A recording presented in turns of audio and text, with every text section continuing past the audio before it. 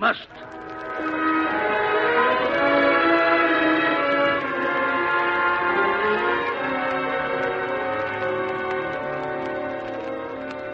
Working more intensively than ever, Alfred Binet and his assistant begin still another revision of their scale. 1908, 1909, 1910. In 1911, the third and final Binet-Simon intelligence test is at last published. Binet is tired, very tired indeed. By now there are honors, recognition, acclaim from 100 centers of learning. Despite his weariness, Binet insists on reading a paper before his own psychological child study society. It is tumultuously received. But the next day, when Dr. Simon calls... But surely... Oh, he is up and dressed, Dr. Simon. And yet, such pallor. He doesn't look at all well, though he is in excellent spirits. He'll hear you. Is that you, Simon? Glad to see you up, Alfred. Yesterday's ovation must have done you good. I've forgotten it already. The completed task has never any appeal for me, Simon. Once I wrote a play with feverish excitement and then forgot to attend the opening. Madame Binet has never forgiven me for that. I'd bought a new gown for the occasion and waited hours. You were always a patient woman, my dear. But didn't you know that's why I married you? Oh, Alfred. But today, Simon, I shall have an excellent time. Then you must plan to be working. Working? I have planned a whole new series of investigations on the problem. I believe that I have it all outlined in my head. My head. Binet. Alfred. Oh, no. We'd better call the concierge, Madame Binet. I shall need help to get him to bed. What is it, Dr. Simon? I fear it may be a cerebral hemorrhage. Perhaps I'm mistaken. Pray God I'm wrong.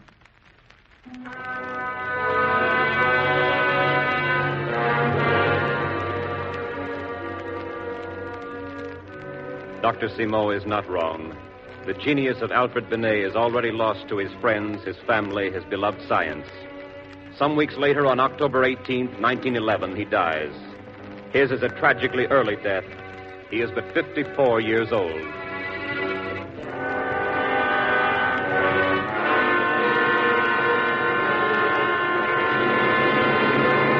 Alfred Binet, the man, dies. But Alfred Binet, the scientist, lives on in observations, discoveries, methods, lives on in the extensions and revisions of his tests made by other men. The trackless wilderness of the human mind is no longer so much a mystery. Indeed, by 1917, paper and pencil tests have been developed, so that the individual testing of Binet is now broadened to include the testing of large groups of children and adults. The Army uses this method to the bewilderment of many a puzzled buck private in World War I. Man, I've seen everything now. I just took me a mental test. Army Alpha, that's what it's called. Army Alpha, the World War I group test for literate soldiers. How'd you do, Elmer? How you come out? Come out? Gosh almighty, Sergeant. I know somebody's crazy. I hope it ain't me. What'd they ask you, kid? Riding, shooting, what's a corporal? Stuff like that? Birds. Birds. Birds is what I said. A regular professor hands me a piece of paper, and I fill in answers to what's wrote on it. The feathers on a bird's wings, it says, help him to fly because they make a wide, light surface, keep the air off in his body, keep the wings from cooling off too fast. Cross the square in front of the right answer. Professor, sounds to me like an out-and-out idiot. That or a German spy. And here's another, and he asks us. Horses' feathers have all. Have all what? That's all. Horses' feathers have all. Turned around so it makes a sentence, and then say is it true or false. All horses have feathers. Horse feathers. That's exactly what I wrote down. Never heard of such lunacy in my life. Then they give me numbers. 2, 4, 6, 8, 10, 12. What comes next? 2, 4, 6, 8, 10, 12. Let me see. 2, 4, 6, 8, 10, 12. Adding them up, 42 I make it. 43 comes next. That just shows your ignorance. 2, 4, 6, 8, 10, 12, 14. 16 comes next. Oh, that's the way they figure, huh? All that there goes in to make up what's called my IQ. And then a darn fool tries to make out I'm 15 years old. Told him plain to his face I'll be 26 my next birthday, November the 9th. Said his birthday or mine, I asked you. Well, I'll be a monkey's uncle. You don't know what you're liable to be, Sarge. You ain't been tested yet. Now, me, I've been tested. All I got to say is them professors better look out who they're calling a moron.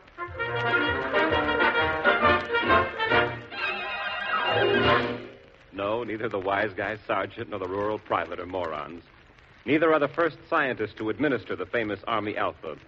But the word moron, completely misunderstood, does come into everyday use. A moron is not necessarily a pervert or a criminal, though he, as well as a person of retarded mental development whose intelligence never exceeds that of the average 12-year-old. From Army tests, another misunderstanding also gains wide acceptance. You've heard it said frequently, too frequently. Oh, the public. After all, when you're dealing with the public, remember their intelligence is only that of a 13-year-old child. Careful, madam, careful. This is a scientist speaking now. You yourself, madam, aren't any more intelligent than you were when you were 16. But... Perhaps no more intelligent than at 13. But certainly my IQ is higher than that of a 13-year-old child. Not necessarily, madam.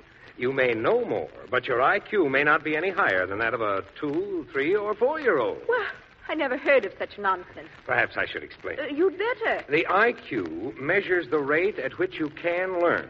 Many people who know much less than you do may have a much greater ability to learn, knowing less only because of youth, isolation, or some other such factor. Could you explain it so as I understand it? I think so, son. How old are you? Oh, I'm 10. Very well. To find your IQ, or anybody else's, we give a test to find out how well you solve problems.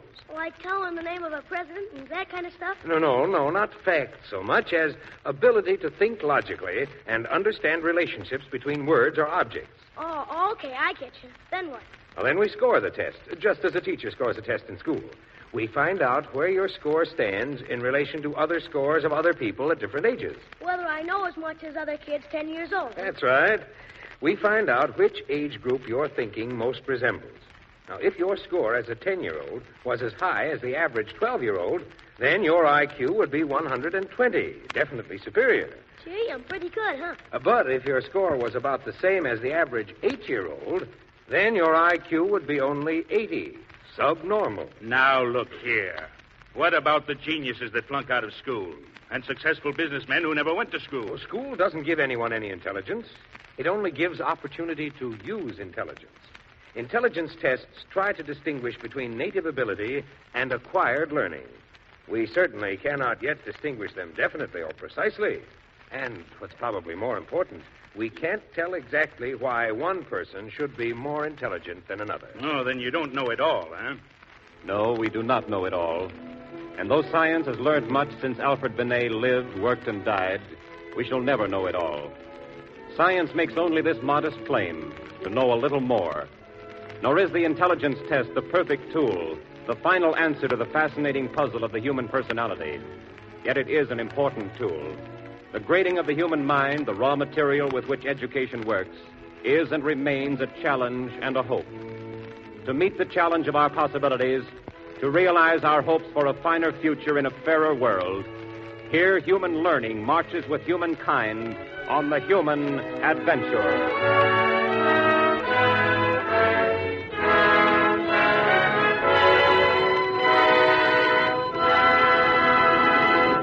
Your Science Magazine of the Air has presented another chapter from the human adventure, titled The Measurement of Human Intelligence.